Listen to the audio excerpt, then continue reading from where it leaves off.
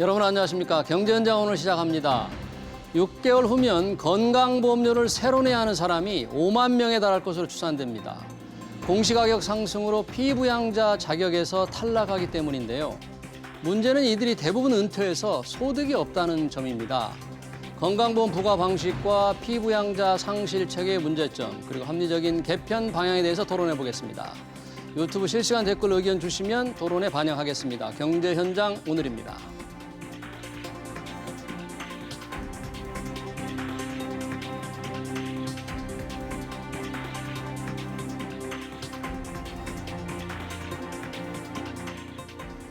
네, 건강보험 문제 토론하기 위해서 두 분의 전문가 모셨습니다. 한국사회보건연구원장을 지낸 김용화 순천향대 IT금융경영학과 교수, 그리고 이인철 참좋은 경제연구소장입니다. 두 분 어서 오십시오. 반갑습니다. 자, 매년 11월 하순이면 건강보험료가 이렇게 새로 고지서가 날라오잖아요. 네, 그렇습니다. 뭐 직장 가입자, 지역 가입자 다들 긴장하고 있는데 지금 이 직장 가입자에서 탈락하는 이 지역 가입자로 넘어가는 사람들이 갑자기 이게 크게 늘어났다. 네. 뭐 유경준 국민의힘 의원에 따르면 5만 명의 건보료 피부양자 자격 탈락자가 나온다 그런 거잖아요. 네. 이거 어떻게 지금 어떤 이런 상황이 발생이고 어떻게 보십니까, 교수님? 네, 그 건강보험 가입자는 크게 보면은 직장 가입자, 지역 가입자로 나눠지는데 직장 가입자는 피보험자와 피부양자로 나눠집니다. 피부양자는 이제 피보험자가 부양하고 있는 가족들, 소득이나 재산이 좀 작은 가족들이 이제 피부양자인데 이분들은 이제 보험료를 전혀 안 내고 계시죠. 그런데 이제 이게 자격이 있습니다.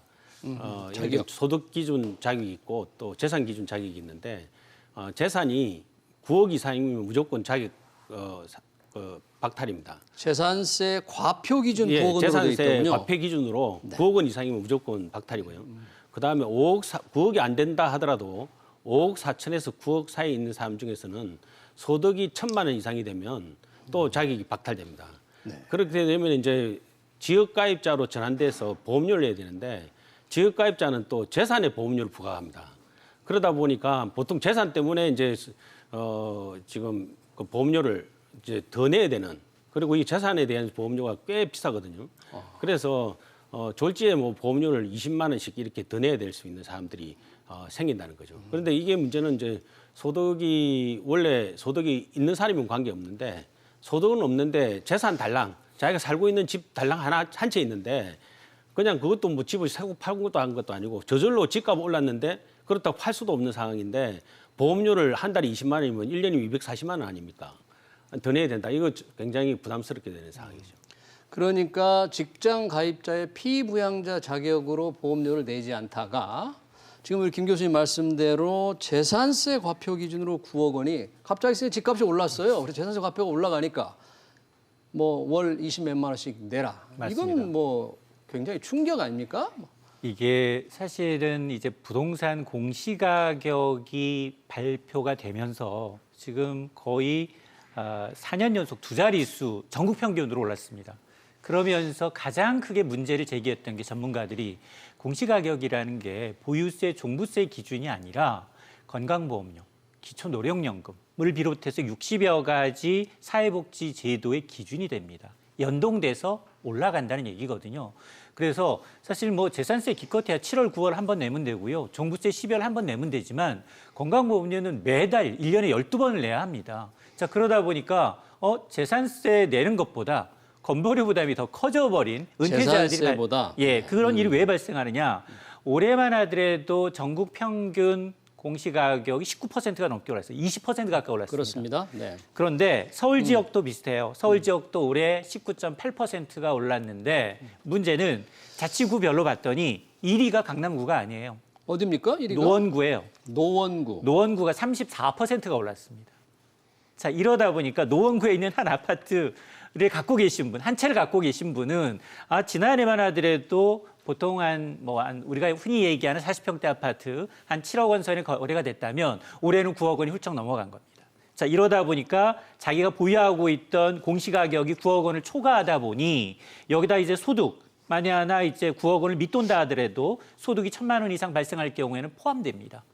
피부양자 자격이 박탈되면서 지역가입자로 전환이 되고 그러게 되면 지금까지 지난 12월까지는 안 내던 건강보험료를 갑자기 11월부터는 20만 원 이상의 건강보험료를 매달 내야 되는 거예요. 그러다 보니까 재산세 총액보다도 오히려 건강보험료 누적 월 납입액이 더 커지는 이런 현상이 나타나고 있는데 아마 정부가 이를 이유로 해서 약간의 여지를 둔 것 같아요. 여지가 뭔가요? 그러니까 내년 6월까지는 이렇게 올해 그동안 이제 피부양자 자격으로 혜택을 누리던 분, 무임승차하셨던 분들, 건강보험료를 내지 않았던 분들이 갑자기 수급 여건이 박탈이 됐다. 이렇게 되면 이게 충격이 크니 6월까지만 한시적으로 50% 감면해 주겠다. 50%를 깎아준다. 깎아준다. 그건 이거- 임시 방편 아닐까요? 맞습니다. 그런 임시 방편임에도 불구하고 정부는 그 외에 좀 대안을 제시하고 현실적인 방안을 내놔야 되는데 지금 그 위에 대안은 나오지 않고 있는 상황입니다. 김영하 교수는 이런 문제들이 많이 지적이 됐을 텐데 네. 근본적으로 지금 이제 생기는 이유는 이 재산의 과세를 보험료를 매기기 때문에 그런 거잖아요. 네, 그렇습니다. 버는 돈, 소득이 아니고 네, 그렇습니다. 이게 우리나라에서만 특이한 겁니까? 아니면 어떻습니까? 다른 나라는 이렇게 안 합니까? 뭐 지금 재산에 예. 건강보험료를 부과하는 나라는 대한민국 국가 차원으로는 대한민국이 유일합니다. 한국이 유일하다. 예, 유일합니다. 소득 대부분의 나라는 소득에 부과하는 것이지. 그리고 지금 현재 우리나라 건강보험료는 또 소득의 하한과 상한의 차이가 350배입니다. 350 보험료 차이가. 이 350배 되는 나라가 없습니다. 좀 부유하면 소득이 있으면 뭐 보험료 좀 더 내는 거는 뭐 그래도 우리 뭐 또 필요할 수 있다고 생각하지만 350배나 되는 격차 있는 나라도 없고요. 네. 거기에다가 또 이 재산에 보험료를 부과하는 나라는 대한민국이 유일합니다.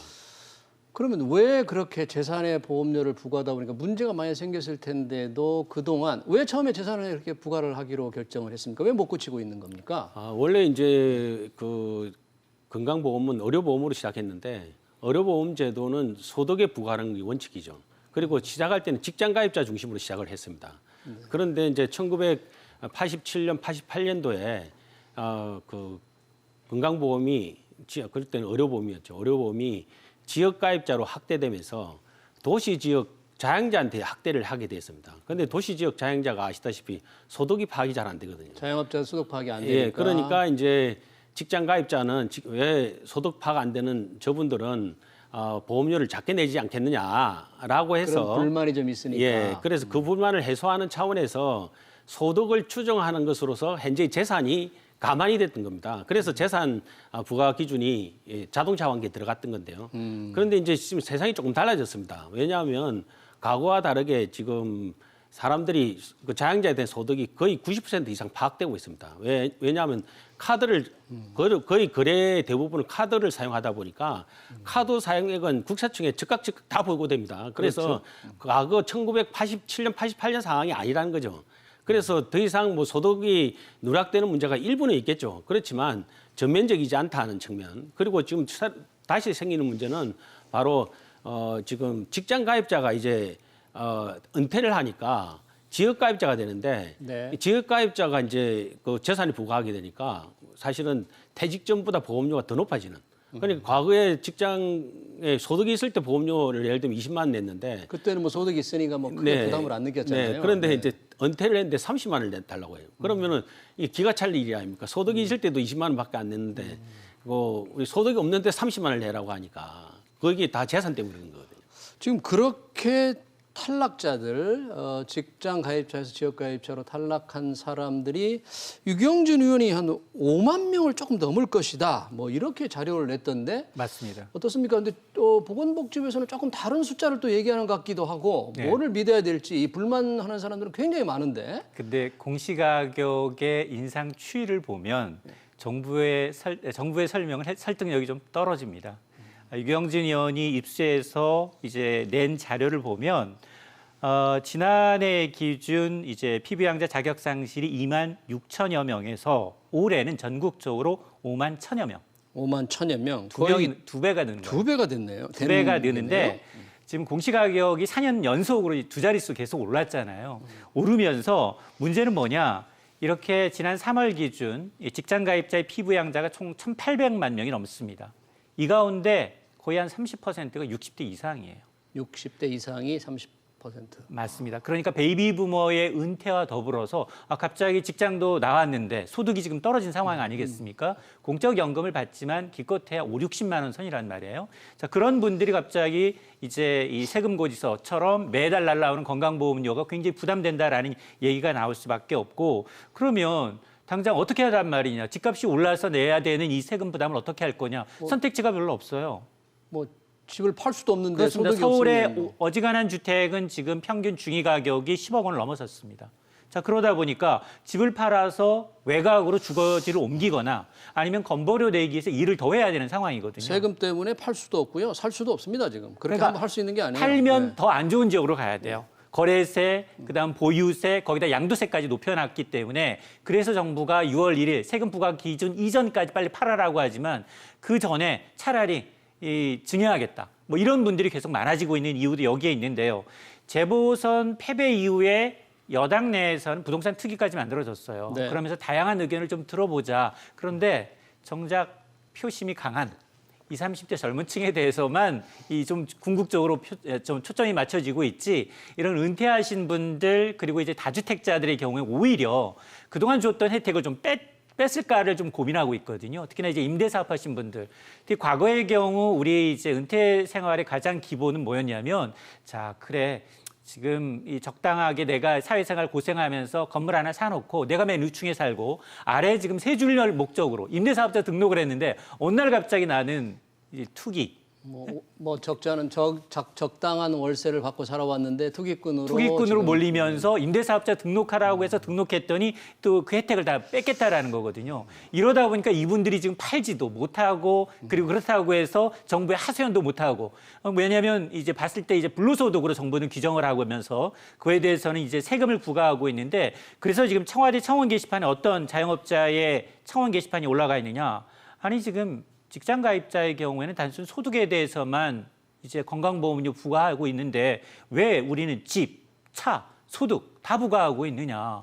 아니 직장 가입자의 경우에는 나이 적은 사람도 뭐 외제차 타면서 잘 돌아다니는데 왜 우리는 자동차까지 세금을 매겨야 되느냐? 우리는 주택 갖고 있으면은 매년 자동차에 대해서는 세금을 다 내고 있는데 이건 이중과세 아니냐? 역차별이다라는 이제 논란이 청원 게시판에 올라 있는 상황입니다. 집도 문제지만 그 자동차에 대해서 건보료를 매긴다는 것은 뜻 이해가 좀 안 되겠어요. 수긍을 못 할 것 같아요. 이렇게 많은 돈. 네, 자동차에 대해 부과하게 된 것은 이제 뭐 자동차 우리나라에서는 자동차에 붙은 세금이 굉장히 많습니다. 뭐 자동차 등록세부터 시작해서 자동차세 내야 되고 또 휘발유세 내야 되고 여기에다가 이제 건강보험료까지 내는 것이 우리나라의 자동차 소유자의 비례인데요.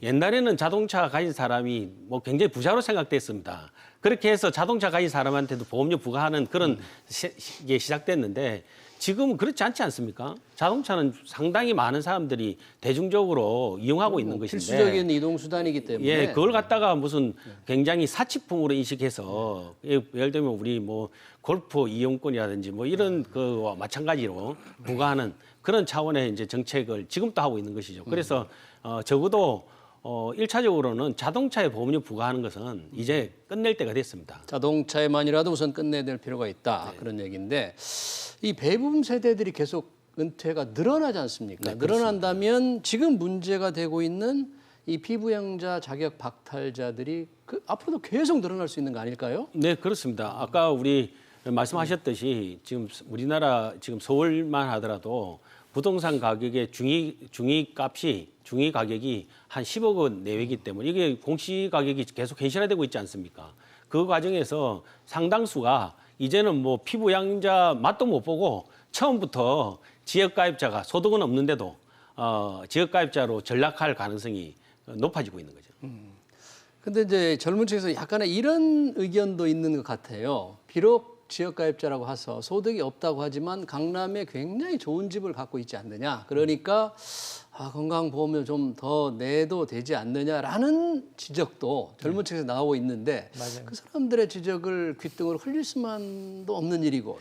아마 정치권이 가장 이제 민감하게 받아들이는 건 아마 우리 그거 기억하실 겁니다. 과거에 이제 송파 세모녀 이제 사건으로 비춰진 당시에 정말 월세 50만 원짜리 집에 세를 살고 있는데 건강보험료 고지서에는 48,000원을 냈다는 겁니다. 매달. 48,000원이나 건강보험료. 예, 당시 기준으로는 소득에 상관없이 성별, 연령에 따라서 획일적으로 부과하던 시절이었거든요. 무슨 취약계층이나 저소득층에는 건강보험료 지원이 있었을 것 같은데 근데 그런 그럼에도 불구하고 이 사각지대에 있었던 거예요. 자, 그러다 보니 이런 문제에 대해서는 정치권이 굉장히 빨리 개선을 합니다. 그러면서 나왔던 것이 앞서 얘기했던 건보료 무임승차 제도가 일부 정비가 됐고요. 또 고소득자들이 꼼수로 또 위장 취업하는 경우가 있어요. 고소득자들이 세금을 적게 내기 위해서. 보험료를. 그렇습니다. 이런 것들에 대해서는 제도 개선이 굉장히 빨리 이루어졌어요. 근데 그동안 꾸준히 제기됐던 지역가입자들의 형평성 문제, 직장가입자와의 형평성 문제, 재산과 소득의 이분법적인 제도 개선 요구는 요구는 이제 그때만 좀 반짝반짝 개선하겠다라고 해서 공청회는 열리는데 결과를 내지 못했어요. 그 논의가 지금까지 이어지고 있는 상황인데, 자, 그러다 보니까 이번 유기준 의원도 얘기를 했습니다만 이게 전반적으로 보면 이제 과거에 정말로 자영업자들의 세원이나 아니면 소득이 굉장히 좀 노출되지 않았던 그런 부분이 있었기 때문에 그걸 했다면 지금은 어느 정도 굉장히 국세청이 자세한 자료를 갖고 있거든요. 이걸 활용하게 되면 기본적으로 직장가입자 그리고 이제 이런 지역가입자 구분을 없애고 한 그룹에 놓고 그리고 제도 개선을 해야 되는데 그 근본적인 틀은 바꾸지 않겠다라는 게 정부의 입장이거든요. 김영하 교수님, 그러면 우리 정부가 이런 많은 불만이 있는데 현재 이 보험료 제도의 개선 상황은 어떤 방향으로 지금 하고 있습니까? 지금은? 정부도 이제 소득 중심 단일 부가체계 방향에 대해서는 동의를 하고 있습니다. 동의는 하는데. 예, 2017년에 이미 그 소득 중심 보험료 일원화가 이제 정부 사이드에서 먼저 제기가 됐고요. 그래서 그쪽으로 이제 추진하는 이제 그 논의가 있었고 그 논의 과정에서 2018년부터 1차, 2차, 내년 이제 2022년 내년이 2차입니다. 그래서 두 차례에 거쳐서 소득 중심 부가 체계로 좀 더 이용하는 방향은 정해져 있습니다. 그렇지만 이제 당초에 2017년에 논의할 때는 그냥 재산이나 자동차에 보험료 부과하는 것은 완전히 없애겠다. 소득만으로 남겠다 했는데 예. 결국은 정부가 이제 재산에 대한 미련을 못 버려가지고 내년도에 2차 보험료 부과체계 개편이 시행된다 하더라도 물론 지금보다는 재산에 대한 부담이 조금 그 비중이 줄긴 줍니다. 내년에도 미수하게. 조금 바뀌는데 네. 재산에 매기는 부담이 좀 줄긴 합니까? 네, 줄긴 합니다. 줄긴 하는데 근본적으로 재산에 부과하는 것 자체가 없어지지는 않는다. 그래서 계속 결국 이제 정부가 걱정하는 것은 이제 재산에 부과 안 할 때 혹시 보험료 수입에 문제가 생기지 않을까. 또 하나는 수입에. 아까 말씀하셨듯이 너무 많은 재산을 가지고 있는 사람이 보험료를 적게 낼 때 행평성 문제를 제기하지 않을까. 이 두 가지 측면 때문에 정부가 단안을 못 내리고 있는데요. 사실은 이제 국제적 기준으로 보나 현재 우리 국민의 현실로 보나 정리할 때가 된 거죠. 네. 그러니까 뭐 우선 자동차에 대해서만이라도 건보료를 부과해서는 안 된다는 이제 김영하 교수님 말씀이신데 전체적으로 방향은 가고 있지만 확실하게 이 정부가 한쪽을 선택하지 못하고 중간에 어정쩡한 상태에 지금 있는 거네요. 네.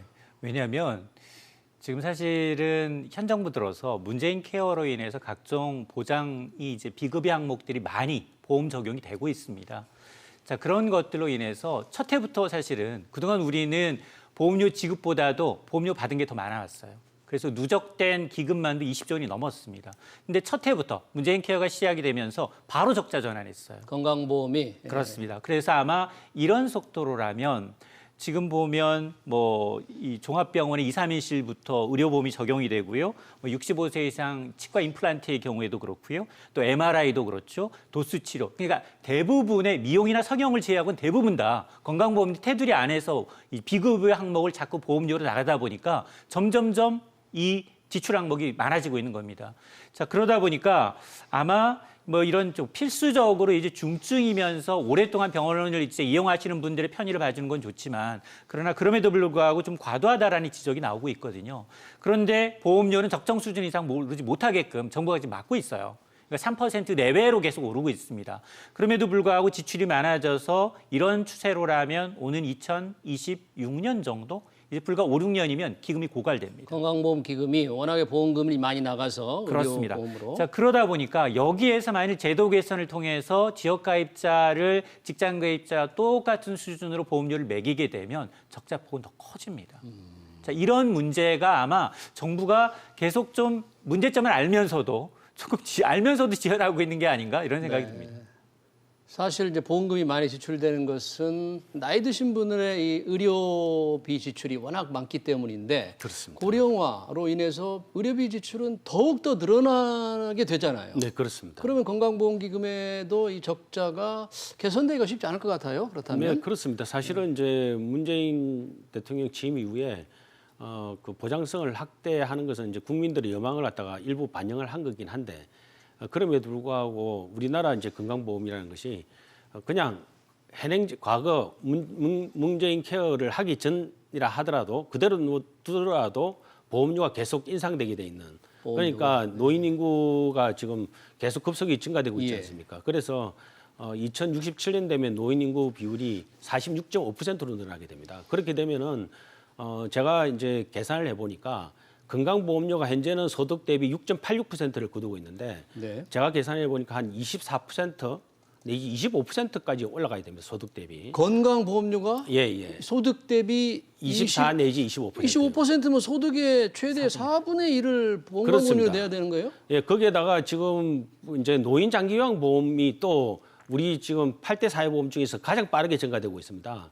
그래서 노인 장기 요양 보험료가 지금 제가 재정 추이를 해보니까 6%까지 늘어날 것 같아요. 6%. 그래서 두 개 합하면 소득의 30%를 건강보험료와 노인 장기 요양 보험료로 2060년에 떼야 됩니다. 60년에. 네, 조금 먼 장래긴 뭔 말인데 이제 합니다만 그렇게까지 계속 증가되는 계속 거니까 올라가야 된다. 올라가니까 그 중간에는 뭐 30%가 아니라 하더라도 20%, 25% 계속 올라가는 거죠. 거기에다가 현재 국민연금이 좀 또 적립기금 고갈되게 돼 있지 않습니까?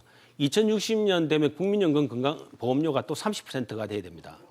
고갈이 되면. 예. 그러면 국민연금 보험료와 국민건강보험료, 노인장기요양보험료 세 개만 예. 합해서 소득의 60%를 떼야 됩니다. 이게 사회보험인데 사회보험으로 60%가 나가고 나면 뭘 먹고 살죠? 그러니까 도저히 지속 불가능한 게 이미 확정돼 있는 겁니다. 그런데도 정부가 계속 국민 눈치만 보면서 수수방관하고 또 역으로 오히려 보장성을 확대하려고 노력하고 있는 거죠. 그래서 보장성 확대 너무 좋은 거 아닙니까? 필요하고 그렇지만 비용이 그것도 들어가니까. 현실적으로 제도가 지속 가능하고 난 다음에 보장성 확대지 제도가 문 닫을 판인데 지속 가능성이 문제가 되는데 보장성 확대한다고 됩니까? 그 결국은 현재 반짝하다가 그냥 금방 져버리는 그런 것과 마찬가지죠.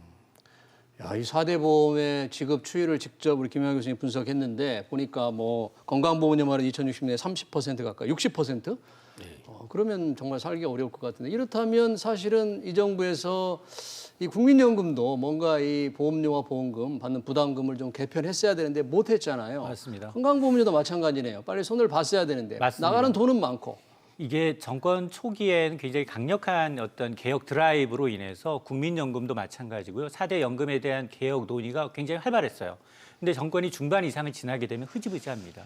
특히나 지금 그 지역가입자의 소득을 좀 투명하게 하자라는 거 투명해졌고 이를 또 반영해서 퇴직자들 이분들에 대한 실직자들에 대한 재산으로 인한 이제 이 피해를 보지 않도록 하다라는 논의는 일고 있지만 이 부분에 대한 논의는 일고 있지만 기본적으로 전반적인 이 중장기적인 흐름에서 지금 체제에서 보장을 더 확대하지 않더라도 현 체제 아래에서도 건강보험의 어떤 손실, 기금 고갈로 인한 혈세가 투입이 굉장히 분명히 드러나고 있기 때문에 이 부분에 대해서는 아마 다음 정권으로 또 넘어가지 않을까라는 우려가 드는데요. 자, 그럼에도 불구하고 지금 뭐 대부분의 사람들은 보험료 내기 싫죠. 누가 이렇게 사회 어려운데 보험료 내겠습니까? 그러니까 고양이 목에 방울 달기인 건 맞지만 그럼에도 불구하고 정확하게 이게 그대로 누적되면 우리 후세들이 다 부담합니다. 자, 이걸 꼭 기억을 하시고 지금 정상적으로 현황 사항을 얘기하고 지금 조금 보험료를 올려야 될 부분은 부담되지 않은 선에서 지금 올려야 되는 개선안이 좀 공론화될 필요는 있어 보입니다. 문재인 정부도 초기에는 그런 원칙을 얘기했었는데 얘기만 했지 실천을 좀 못한 측면이 있기 때문에 좀 걱정이 많습니다. 김영호 교수님, 만약에 이 지역장 가입자와 지역 가입자의 소득 중심으로 하나의 보험료 체계로 하자고 말씀을 하셨잖아요. 그럴 때 방향이 맞는데 못하는 이유가 아까 이제 재산에 대한 과연 저 사람들이 재산을 숨기지 않을까 이런 걱정, 재산이 제대로 파악이 안 되는 문제가 있지 않습니까? 소득 중심으로 할 때 그 소득을 어떤 소득으로 해야 됩니까? 모든 소득을 다 포괄해야 됩니까? 근로소득도 있을 수 있고 금융소득도 있고 여러 가지 소득이 있잖아요. 네네. 어떻게 해야 됩니까, 소득을? 그러니까 이제 소득 중에서 이제 일상적으로 이제 파악될 수 있는 이제 예를 들면 근로소득, 근로소득, 사업소득, 사업소득. 그다음에 금융소득, 예. 연금소득, 뭐 이런 이제 그 이상적으로 계속해서 지속적으로 나오는 소득 중심으로 부과를 하면 되고요. 그냥 다만 이 양도소득 이런 거는 집을 팔아야 나오는 소득이기 때문에 이런 것에 대해서 그다음에 퇴직소득 이런 거에 대해서 부과하는 것은 바람직하지 않고요. 상속 증여소득은 어떨까요? 상속 증여소득도 사실은 뭐 평생에 한 번 내는 건데 거기에서 보험료 부과하기가 좀 애매합니다. 그래서 일상적으로 매월 나오는 소득에 대해서 부과한다 이렇게 생각하시면 되겠습니다. 거기서 이제 그렇게 되면 임대소득도 포함될 수도 있겠죠. 그 소득별로 매기는 보험료도 좀 차등해야 됩니까? 아니면 일률적으로 갖는 게 바람직합니까? 원칙적으로는 그 갖게 하는 것이 맞고요. 갖게 하게 맞고 다만 이제 소득에 따라서 예를 들면 이런 소득은 노후에 뭐 꼭 필요한 소득인데 연령에 따라서 이 생계에 곤란을 줄 수 있는 부분이 있다면 일부 공제를 하면 됩니다. 예를 들면 연금 소득이 100만 원이면 연금 받는 사람 너무 어려우니까 100만 원에 대해서 부과하는 게 아니라 50만 원 공제하고 뭐 50만 원만 부과한다, 50만 원만 부과한다든지 뭐 이런 식으로 그 소득마다의 특징에 따라서 정말 이 생활에 필수적인 최소한의 소득 같은 거, 특히 연금 소득, 근로소득 이런 것들은 또 노후에 근로소득 조금 있다고 해서 또 보험료 부과해버리면 사람들이 일하고 싶지 않습니다. 사실은 은퇴하고서도 일하고 싶은 마음이 생기게 나라가 만들어줘야 나라가 할 얘기 있는 사회가 되는데 은퇴하고 난 다음에 일 좀 한다고 거기에다가 보험료 다 부과해보면 또 일하고 싶은 마음이 안 들지 않겠습니까? 전혀 일하고 싶지 않죠. 그러니까 다 그런 뺏어가니까. 부분에 대해서는 또 좀 공개를 해주고 뭐 이런 식의 국민들의 마음에 국민들의 그 일반적인 여망, 그다음에 경제적 효과 이런 것들 감안해서 적절히 조정할 수 있지 않을까 생각합니다. 그 여튼 지역 가입자든 직장 가입자든 벌어들이는 소득을 기준으로 하고 그 소득에 대해서 일률적으로 세금을 이제 잘 보험료를 잘 부과해야 된다 그런 그렇습니다. 얘기인데 단기적으로 볼 때는 인철 소장님 지금 당장 이런 걸 지금 할 수 있는 정부의 지금 의지는 좀 보이질 않는데 단기적으로는 이 공시지가가 올랐다. 뭐 50% 깎아주는 것만으로 이 사람들을 민심을 달랠 수 있을까 싶어요. 딱 내년 선거 전까지입니다. 내년 내년 선거 6월까지. 전까지. 내년 6월까지 딱 50% 할인해 주는 거고요. 아마 이제 경실련과 그리고 이미 시민단체에서는 이제 궁극적으로 현 정부 초기서부터 계속해서 이제 직장 가입자와 그리고 이런 지역 가입자의 형평성 문제를 논의해 왔고 그럼에도 불구하고 지금 계속 지연되고 있음에도 불구하고 재산의 가장 큰 원인은 바로 이 공시지가 문제에 있어요. 공시지가로 인한 어떤 재산 가격의 나는 팔 의지가 없지만 보유만 하고 있어도 갑자기 재산을 많이 갖고 있고 이 사람은 그 기준에 의해서 모든 세금을 다 높여서 내야 된다라는 논리거든요. 그래서 아마 지금 논의되고 있는 건 그나마 이제 이런 뭐 건강보험료만의 문제가 아니라 그렇다면 재산세의 어떤 이제 이런 주택에 관한 한 과세 표준을 9억 원 이상을 고가주택이라고 했다면 6억 원 이상을 고가주택이라 했다면 9억 원을 좀 올리고 종부세도 9억 원이라면 좀 이걸 좀 더 올리는 방안을 논의하고 있지만 그러나 이것도 부동산 특위 내 여당 내에서도 의견이 너무 많아요. 강성의 경우는 왜 이런 고가주택은 불과 전체 한 1, 2% 남짓인데 전체를 다 보고서 깎아줘야 하느냐 이런 논리가 있어서 이게 이제 선거와 맞물리게 되면 이런 논리는 해법을 찾기가 굉장히 어렵습니다. 그러니까 이제 힘이 있을 때 그때 밀어붙였어야 하는데 지금은 정권 말기에 레임덕이죠. 여기에다가 바로 4, 5, 6개월 정도 정치가 남은 상황에서 이걸 과연 부자들한테 굉장히 이득이 돌아간다. 집 갖고 있는 사람 모두 부자라고 생각하는 이런 사람들한테 특히나 이제 서울이나 강남 사람들이 많이 이제 혜택을 받는다. 이런 논리 때문에 이분들에 대한 이제 이 논의가 이런 이제 정치적 논리로 다시 변질되게 되면 굉장히 개혁하기가 어렵습니다. 지금 봐서는 뭐 건보료 체계 전체를 개편하기가 참 어려운 것 같은데 그럼에도 불구하고 우리 전문가로서 김영하 소장님께서 마지막으로 어떻게 했으면 좋겠다. 짧게 기본 방향을 어떻게 설정해서 이런 정도의 속도로 갔으면 좋겠다. 그래서 어떻든 우리나라에서 지금 재산에 부과하는 뭐 보험료뿐만 아니라 기초연금도 있고요. 뭐 각종 복지급여도 이 재산 때문에 탈락된 경우가 굉장히 많습니다. 그래서 재산을 소득으로 할인하는 이 방법 자체에 대해서 근본적으로 이제 조정할 때가 왔습니다. 알겠습니다. 재산을 기준으로 하는 이 사회보험 부과, 특히 건보료 부과는 이제 버릴 때가 됐다. 네, 이제 그렇습니다. 굿바이 하자 그런 네, 얘기죠. 그렇습니다. 네, 잘 들었습니다. 건강보험 문제 두 분과 토론했습니다. 김영하 순천향대 교수 그리고 이인철 참좋은경제연구소장이었습니다. 고맙습니다.